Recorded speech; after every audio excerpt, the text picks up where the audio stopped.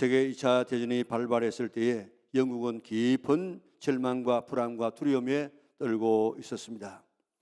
독일이 침입하여서 점령되는 것은 시간 문제였기 때문에 승산이 없는 전쟁이었기 때문입니다.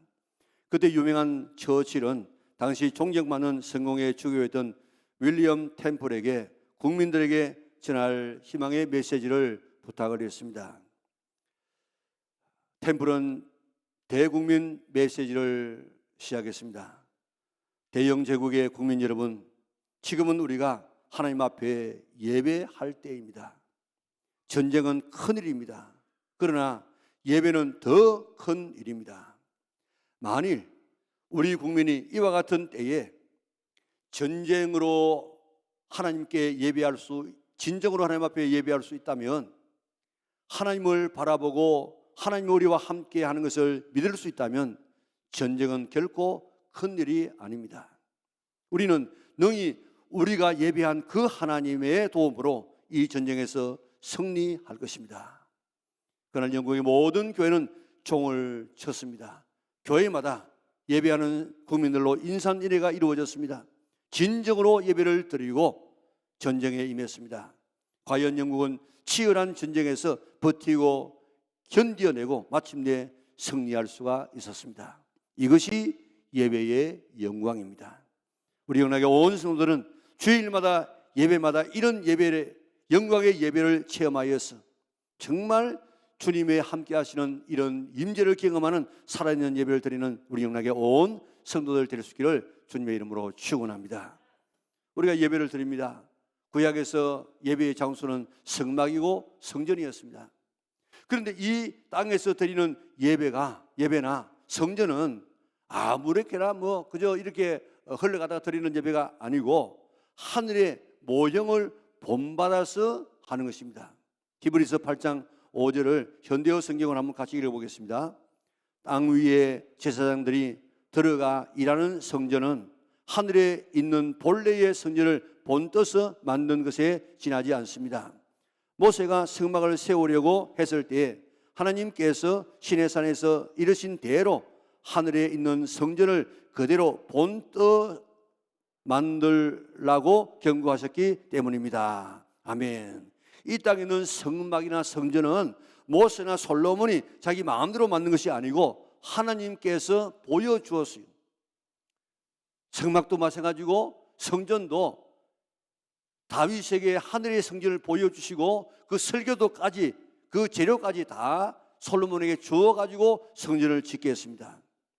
그러니까 진짜 성전은 하나님의 나라에 있는 성전이고 진짜 예배도 거기서 드려집니다. 여기에 있는 이 성막, 성전, 이 교회는 하나님 나라의 모델 하우스입니다. 예배도 우리가 이런 예배 저런 예배를 드리고 있는데 예배의 모형은 오늘 본문에 나와 있는 천상의 예배입니다. 이 예배가 예배의 원형입니다. 원형의 이 예배의 모습을 잘 배우고 내 예배와 우리 교회의 예배가 이렇게 드려지도록 힘쓰는 우리 영락의 온 성도들 될 수 있기를 바랍니다. 먼저 천국에서의 모습을 우리가 보십시다. 우리 1장을 상고할 때에 재림하여 오시는 예수님의 그 모습을 보았지요. 자, 예수님은 어디를 다니십니까? 7 금초대 사이 7 교회를 지금 다니시면서 운행하시고 관리하십니다. 무슨 옷을 입었습니까? 발에 끌리는 옷을 입었습니다. 무슨 띠를 띠었습니까? 허리에 금띠를 띠었습니다. 머리에 희기가 어땠습니까? 양털 같고 흰눈 같았습니다. 그리고 얼굴은 어땠습니까? 해가 힘있게 비치는 것 같았습니다. 눈은 어땠습니까? 불꽃 같았습니다. 입은 어땠습니까? 좌우에 날선 검이 나오고 아주 우렁찬 물소리 같은 음성이 들렸습니다. 그리고 오른손에는 뭐 들었습니까? 7 별을 잡았습니다. 그리고 발은 어떤 발이었습니까? 빛난 주석 같은 발이었습니다.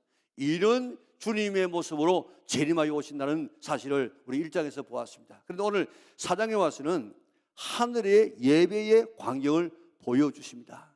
자, 여러분들 우리 교회에 딱 오면은 우리가 그저 좀 교회 다니신 분들은 교회가 생각나지 않습니까? 딱 들어오면 강대상이 있고 또한 오른쪽에 찬양대가 있고 또 옆에 신디가 있고 또 계단이 있고 또 복도가 있고 쭉 우리가 머리에 이렇게 상상이 되어집니다. 마찬가지로 우리가 하늘나라에서 예배드리는 그 예배도 우리의 머리에 들어와야 돼요. 그리고 그런 예배를 드리려고 힘써야 되는 것입니다. 자, 하늘에 보이는 하늘나라에서 드리는 예배의 광경은 가운데 보좌가 있습니다. 하나님의 보좌가 있습니다. 보좌.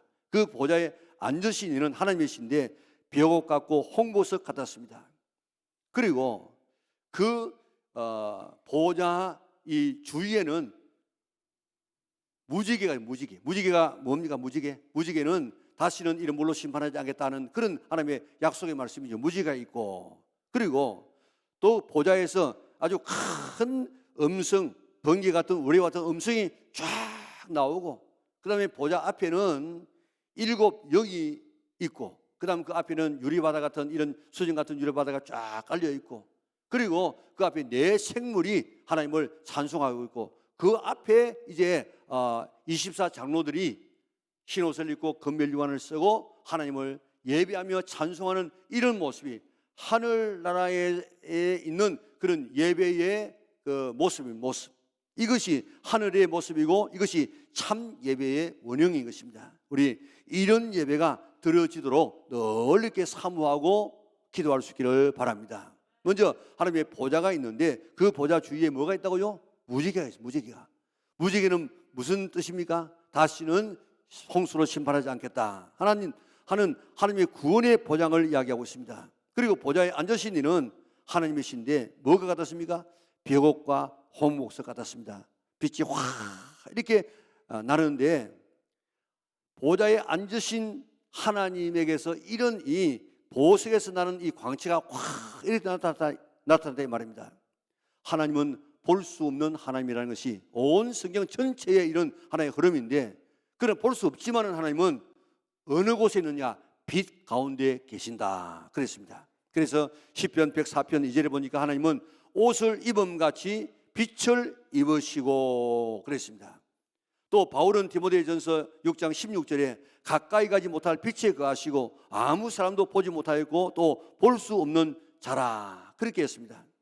그러니까 보좌에는 하나님이 계시는데 그 모습을 볼 수 없지만 빛 가운데 거하신다는 것입니다. 레이몬 무디와 같은 이런 사람이 쓴 사후의 세계라 하는 책을 위시해서 여러 지금 죽었다가 산 사람들의 인터뷰한 내용들을 통해서 만든 책들이 여러 권이 있습니다. 특별히 레이몬드 무디라든지 이런 사람들의 이 이야기를 들어보면 사람이 자기 몸에서 빠져나왔어요. 그리고 그 영이 자기의 육체를 바라보면서 막 어디를 갑니다. 아주 큰 곳을 지금 나가는데 빛이 확 비치면서 돌아가라 하는 그런 음성을 듣고 돌아왔다는 것입니다. 대부분의 사람들이 공통적으로 본 것이 빛입니다. 빛. 그 빛이 뭡니까? 바로 하나님이십니다. 오늘 빛 가운데서 거하시는 하나님이십니다. 우리 예배에는 이런 빛으로 거하시는 이런 하나님을 늘 체험할 수 있는 성도들 되시기를 바랍니다. 예배는 누구에게 드리느냐? 보좌에 앉으신 하나님께 드리는 것입니다. 예배의 중심은 하나님이십니다. 워드피치라고 하는 유명한 설교자가 뉴욕의 큰 교회에 초대를 받아서 주일 설교를 하게 되어졌습니다. 그 교회에서는 이렇게 훌륭한 목사님이 오시니까 대대적으로 홍보를 했습니다. 그래가지고 이제 준비를 하고 있는데 주일 바로 직전에 워드비처가 갑작스런 병으로 그만 올 수 없게 되어졌습니다. 그래서 워드비처 목사님은 교회와 의논해가지고 그의 동생 토마스 비처를 대신 설교자로 보내게 약속을 했습니다. 주일 아침이 되어졌습니다. 뉴욕 시민들은 워드비처 목사님이 와서 설교를 할 것을 생각하고 아주 엄청난 많은 인파가 그 교회당으로 몰려들었습니다. 예배가 시작되었습니다. 설교 순서가 되었을 때 담임 목사님이 사정을 설명합니다. 워드비처 목사님이 오시도록 되어 있었는데 갑작스런 이런 이 질병 때문에 오시지 못하고 동생 토마스 비처 목사님이 오게 되었습니다. 이렇게 소개하니까 여기저기에서 웅성웅성하며 일어서는 사람들이 생기게 되어졌습니다. 그때 동생 토마스 비처 목사님은 저희 형님이 갑작스런 병으로 오늘 이 예배에 참여하지 못한 것을 양해해 주시기 바랍니다. 사과를 드리고, 그러나 저는 오늘 특별한 광고를 드리고 난 다음에 말씀을 전하고 싶습니다. 혹시 워드 피처를 예배하기 위해서 오신 분들이 있다고 하면 지금 퇴장해 주시기를 바랍니다. 왜냐하면 우리는 오늘 워드 피처가 아닌 하나님을 예배하기 위해서 이 자리에 모였기 때문입니다. 장례는 아주 조용해졌습니다. 그날 예배에 특별한 하나님의 기름 부으심이 있어가지고 거기에 참석한 모든 사람들이 다 큰 은혜를 받았다는 것입니다. 예배가 뭡니까? 예배가 왜 우리가 주일마다 예배를 드립니까? 예배는 하나님 앞에 드리는 것입니다. 사람 앞에 드리는 것이 아닙니다. 사람 말 듣고 가는 것이 아닙니다. 사람 보고 가는 것이 아니라 오늘 이 속에 계시는, 우리 속에 거하시는 하나님 앞에 드리는 예배임을 믿고 온 마음을 그 하나님 앞에 집중하여 드리는 우리 영락의 온 성도들 될 수 있기를 바랍니다. 그리고 예배 드리는 자는 그 하나님을 사모해야 돼요. 사도 요한이 주의 날 예배를 드리기 시작했습니다. 계시록 1장 10절에 보면 주의 날에 예배 드리기 위해서 엎드렸는데 성령이 감동되어 하나님의 큰 음성을 들었다고 이야기했고, 오늘 4장 1절도 보면 하늘 문이 열리고 큰 음성이 나서 이리로 올라오라, 이 이후에 마땅히 일어날 일을 내게 보이리라 하시더니 하나님의 보좌와 예배하는 그 광경을 보여주었습니다. 먼저 우리의 마음에는 하나님께 예배 드리고자 하는 이런 이 갈망하는 마음이 우리에게 있어야 돼요. 예배할 때 정말 여기에 경배했다. 그런데 그 경배라는 말이 무슨 말인 줄 아십니까? 경배는 마치 주인이 멀리 갔다가 돌아올 때 개가 너무 좋아가지고 막 뛰지도 못하고 막 기어가지고 엎드려 와가지고 벌벌 기는 그런 모습이 바로 본래 이 경배의 모습입니다. 이런 마음으로 주 앞에 겸손하게 엎드리고 하나님의 음성을 듣기를 사모하는 이런 마음이 있어야 참된 예배가 될 수 있는데, 사슴이 시냇물을 찾아서 갈급하듯이, 파수꾼이 새벽을 기다리듯이, 마른 땅이 단비를 기다리듯이 이렇게 하나님을 사모하는 간절한 마음으로 예배하고자 하는 이런 간절한 마음이 있어야만 그 예배가 참된 예배가 될 수가 있는 것입니다. 그래야 하늘이 열리고, 그래야 은혜의 문이 열리고, 그래야 보좌로부터 우리와 같은 하나님의 음성을 듣고 돌아갈 수가 있는 것입니다. 이런 예배가 드려질 수 있도록 사모하는 우리 영락의 온 성도들 되시기를 바랍니다. 예배를 사모하시기 바랍니다. 하늘 문이 열리기를 기대하시기 바랍니다. 하나님의 음성 듣기를 기대하시기 바랍니다. 보좌에 앉으신 하나님을 보는 예배를 드리는 영락의 온 성도들 되시기를 바랍니다. 토지는 말했습니다. 그리스도인의 모든 실패는 예배의 영광을 경험하지 못한 데서 기인했다. 그렇게 역설했습니다. 예배에서 하나님의 영광, 하나님의 임재를 경험하지 못하는 이것 때문에 모든 삶에 실패하게 되어지는데, 우리 영락에 있는 모든 성도들은 예배에서 하나님의 영광, 하나님의 임재를 경험하는 성도들 될 수 있기를 바랍니다. 다음 4절을 보면요, 또 보좌에 둘러 24 보좌들이 있고 그 보좌들 위에 24 장로들이 흰옷을 입고 머리에 금관을 쓰고 앉았더라. 24 장로가 누굽니까? 한마디로 말하면 예수님을 믿고 제사 받아서 구원받은 모든 성도들을 상징하고 있습니다. 구약의 이스라엘 백성이 12지파, 그리고 신약의 예수님의 12제자, 그래서 24 장로인 것입니다. 하나님 나라의 성도들은 하나님의 자녀가 되어서 마치 왕자처럼 하늘에서 저마다 보좌가 있을 것입니다. 하나님에게만 보좌가 있는 것이 아니고 우리 모두에게도 다 보좌가 있어서 그 보좌에 왕같은 제사장으로 앉아서 주님을 섬길 줄 믿으시기를 바랍니다. 이번 성경 번역에는 금관을 썼다 그랬는데 지난 번역에는 금면류관이라고 해요. 금면류관. 흰옷을 입고 금면류관을 쓰고 보좌에 앉아있는 이 하늘나라의 그 모습을 한번 상상해 보시기 바랍니다. 그게 여기에 24 장로의 모습일 뿐만 아니고 그 속에서 내 모습도 그게 지금 들어가 있다 이 말입니다. 얼마나 대단한 모습입니까? 이게 장차 우리의 모습인 줄 믿으시기를 바랍니다. 왜 하나님께서 이 모습을 성도들에게 보여주었습니까? 계시록을 받을 때에 그 당시의 성도들은 가장 비참한 그런 삶을 살았습니다. 신앙을 지키기 위해서 카타콤이라고 하는 지하 무덤에 들어가서 거기서 아기 낳고 거기서 생활하고 거기서 살았다고요. 대린 구이라고 하는 지하 도시에서 살았습니다. 잡히면 끌려가서 원형극장에서 사자의 밥이 되어졌습니다. 가죽 벗겨 죽고 튀겨 죽고 목 베어 죽고 톱 캐어 죽는 이런 죽음을 죽었습니다. 이렇게 비참하게 살고 있는 성도들에게 계시록을 통해서 하나님의 자녀들이 얼마나 존귀한 자들이며 얼마나 대단한 존재인가를 하늘나라의 영광을 보여주었습니다. 눈을 들어 하늘을 보시기를 바랍니다. 하나님의 보좌를 둘러싸고 있는 24보좌에 흰옷을 입고 금밀관을 쓰고 앉아있는 것이 그 사람의 모습이 아니라 바로 내 모습인 줄 믿으시기를 바랍니다. 이 세상에 어떤 높은 자리에 앉아 있어도 저 자리, 저 보좌에 앉지 못하면 가장 불쌍한 사람이 되어집니다. 우리 영락이는 성도들은 어떤 어려움이 있다고 할지라도 힘써서 그 하나님의 보좌 앞에 있는 12 장로들의 이 반열에, 성도들의 반열에 다 앉을 수 있는 우리 영락의 온 성도들 될 수 있기를 바랍니다. 그들이 어떻게 입고 썼다고요? 두 가지지요. 우리가 힘써야 될 두 가지를 이야기하고 있습니다. 하나는 흰옷을 입어야 하고 하나는 금 면류관을 써야 됩니다. 흰옷이 뭡니까? 흰옷. 우리 계시록 3장 5절 우리 같이 한번 읽어볼까요? 이기는 자는 이와 같이 흰옷을 입을 것이요 그 이름을 생명책에 결코 지우지 아니하고 그 이름을 내 아버지 앞과 그의 천사들 앞에서 시인하리라. 아멘. 계시록 7장 13절 14절 같이 읽습니다. 장로 중 하나가 응답하여 내게 이르되 이 흰옷 입은 자들이 누구며 또 어디서 왔느냐?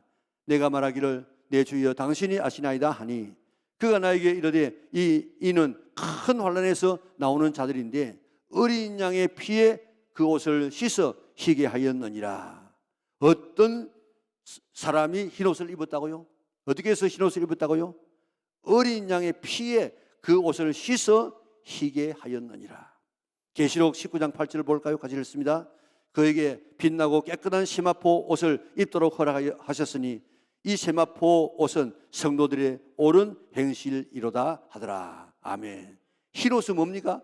어린 양의 피에 그 옷을 씻어 희게 한 옷입니다. 그리고 성도들의 옳은 행실이라고 했습니다. 깨끗한 옷을 입어야 한다는 것입니다. 금면류관은 영적 싸움에서 승리한 자에게 주는 관입니다.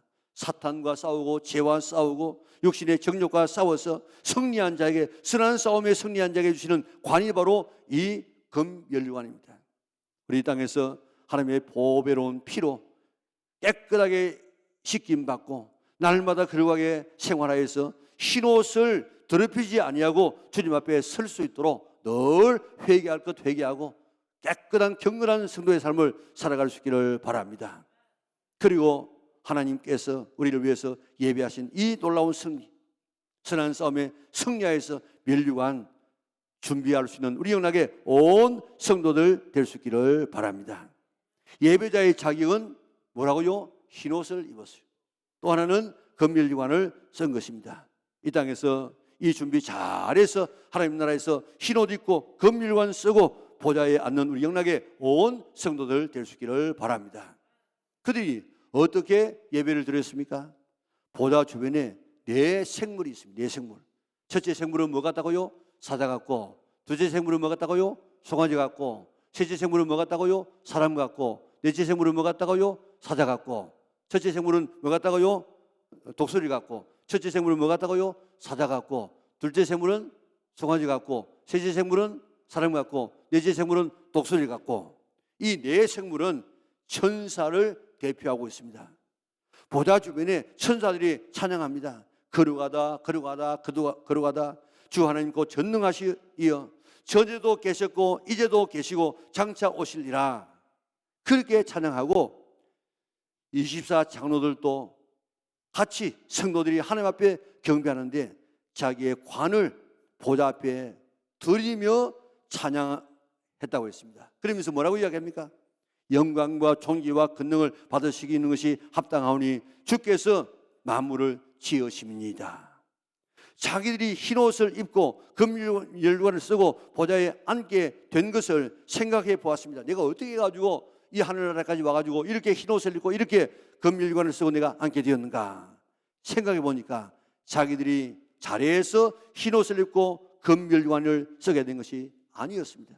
전부 하나님의 은혜로 흰옷을 입게 되어졌어요. 우리 조금 전에 찬양 드렸죠. 전부 은혜 아닌 것이 없어요. 전부 하나님의 은혜예요. 그래서 면류관을 받아 쓴 것도 하나님의 은혜로 받아 쓰게 되었는데, 이것도 가만히 생각해 보니까 면류관 받아 쓴 것이 승리하게 된 사람에게 주는 이 관인데, 우리가 헌금한 것도 내 것 가지고 헌금한 것이 하나님께서 주신 것 가지고 헌금했고, 충성한 것도 순종한 것도 전도한 것도 전부 성령님께서 힘 주셔서 하나님이 하게 해서 그 상급으로 받은 것이 면류관인데, 가만히 보니까 내가 한 것이 아니라 전부 하나님께서 은혜 주셔서 된 것이라. 그래서 면류관 벗어드리면서 하나님을 찬송하고 있습니다. 그 모습이 찬송가 339장에 있는데 우리 같이 한번 불러볼까요? 내 몫에 대인 십자가 널 지고 가리다. 그 면류관을 서려고 저 천국 가겠네. 저수정 같은 길에서 면류관 벗어서 주 예수 앞에 바치며 널 찬송하겠네.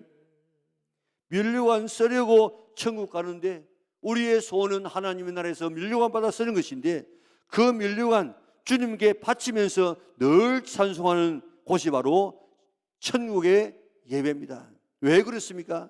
내 힘으로 천국 가서 흰옷 입고 내 힘으로 면류관 받아 쓰는 것이 아니고, 흰옷 입은 것도 예수님께서 이 땅에 오셔서 십자가에서 피 흘려 죽으시고 그 보혈을 흘려서 그 보혈로 우리의 옷을 깨끗하게 흰 세마포옷을 입혀주시고, 또 흰 세마포옷이 더러워질 때 회개하게 하시고, 또 우리가 깨끗한 성도의 삶을 살아갈 수 있도록 거룩하게 살게 성령께서 도와주셔서 오늘 우리의 흰 세마포옷이 더럽히지 않도록 해주셨다 이 말입니다. 그리고 성령에서 그 면류관 받아 쓰게 된 것도 성령 하나님이 이기게 해주셔서 받아 쓰게 되었으니, 하나님 이것 내가 쓸 것이 아닙니다. 하나님이 받으셔야 할 것입니다. 하나님의 은혜입니다. 하나님 감사합니다. 면류관 내가 쓸 수 없습니다. 하나님 받으시옵소서 하면서 면류관을 벗어드리면서 감사하는 이곳이 바로 천국 예배의 중심인 줄 믿으시기를 바랍니다. 그러면서 목소리 높여서 우리 주 하나님이여, 영광과 존귀와 권능을 받으시기에 합당하오니 주께서 만물을 지으십니다. 온 천지 만물 우리까지 다 지으신 하나님을 찬송하고 있는 모습입니다. 이런 천상의 예배가 우리 예배의 원형입니다. 우리도 이런 예배를 드리려고 늘 노력해야 됩니다. 예배의 대상은 보좌에 앉으신 하나님 한 분입니다. 오늘 우리의 예배, 지금 우리 가운데 거하시는 이 하나님에게 집중해야 되지, 사람에게 집중하고 사람 말 듣고 사람 만나려고 우리가 해서는 안 되는 것입니다. 이 하나님께 예배하는 것을 사모해야 됩니다. 하늘이 열리도록 사모하고, 은혜의 문이 열리도록 사모하고, 마음의 문이 열리도록 사모하고, 신령한 눈이 열려서 보좌로부터 들려지는 음성과 그 보좌를 바라볼 수 있는 우리 영락의 온 성도들 되시기를 바랍니다. 예배자는 흰옷을 입고 금면류관을 써야 됩니다. 예수님의 보배로운 피로 깨끗하게 씻을 뿐만 아니고 우리의 삶의 이 옷을, 흰 세마포옷을 날마다 거룩하게 지켜나가려고 애를 쓰고 충성하고 주님 앞에 바로 서서 이긴 자로서 주님 앞에 면류관 받아 쓰는 성도들이 될 수 있기를 바랍니다. 예배의 내용은 감사와 찬송입니다. 내게는 가장 귀한 것도 가만히 생각해 보니까 내 것이 아니라 전부 하나님으로부터 받은 것이기 때문에 그 가장 귀한 것을 하나님 앞에 드리면서 예배하는 이것이 천상의 예배고 우리의 예배의 모델입니다. 그리고 하나님의 보좌로부터 큰 음성이 들려옵니다. 그 음성을 예배 때마다 들을 수 있는 성도들 되시기를 바랍니다. 이게 예배의 원형이에요. 우리 이런 예배를 드리도록 힘써서 하늘나라의 예배에 동참하는 우리 영락의 온 성도들 될 수 있기를 바랍니다. 예배는 가장 큰 일입니다. 예배에 가장 큰 예배에 승리하게 되어지면 나머지 모든 삶에서 다 승리하게 될 것인데, 이런 바른 예배를 드려서 예배의 승리자가 되어져서 모든 삶에 승리할 수 있는 우리 영락의 온 성도들 될 수 있기를 주님의 이름으로 축원합니다.